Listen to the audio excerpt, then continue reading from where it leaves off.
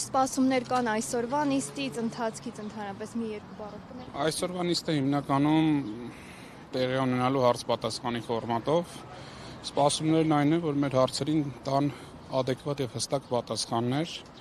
եւ կենտրոնական ընտրական հանձնաժողովը եւ այլ մասնակիցներ, որովհետեւ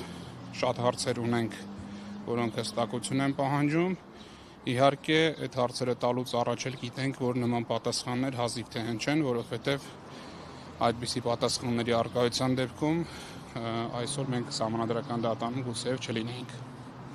Ինչպես կգնահատեք երեկվա նիստը, բազմաթիվ տարբեր կարծիքներ հնչեցին երեկ։ Դե էլի նույն ֆորմատն էր, հարց-պատասխանի, բավականին խորը եւ ճիշտ հարցադրումներ էին կատարվում եւ էլի չէին ստացվում ողջամիտ պատասխաններ։ Ինչպես կգնահատեք Սրբույի Գալյանի պատասխանները, որովհետև համացանցումը դա բուռն քննարկումների առարկա դարձավ։ Կոնկրետ որ պատասխանի մասին է խոսքը, որ ասեք։ Մասնավորապես Նիկոլ Փաշինյանի խոսքի մասին։ Դե Նիկոլ Փաշինյանի խոսքերը այս պարագայում գալիս են քաղաքական անպատասխանատվության տիրույթ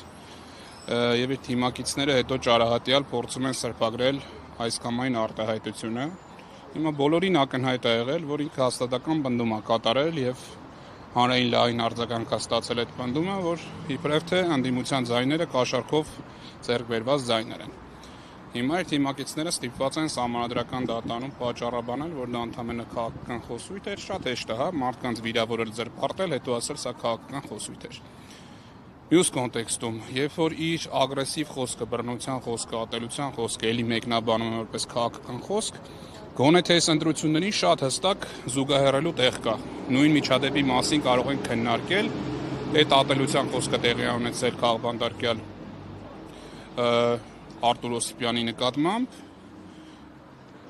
նույնպիսի ու ավելի մեղմ արտահայտություններ արել է Օսիպյանին կալանավորել է, Նիկոլ Փաշինյանին չեն կալանավորել։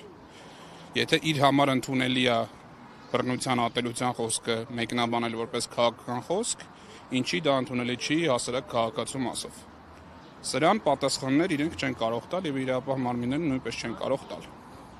Նշվում է, որ մինչև հուլիսի 4-ը պետք է ավարտվեն, հա, նիստերը։ Ինչ է կարծում, հուլիսի 4-ին կլինի վերջին նիստը, թե միգուցե ավելի շուտ որոշում։ Չեմ կարող կանխատեսել կախված ծավալներից, որտեղ մեծ ծավալի ապացույցներ կան եւ դեռ որոշներն էլ պահանջում են, որպեսզի ներկայացնեն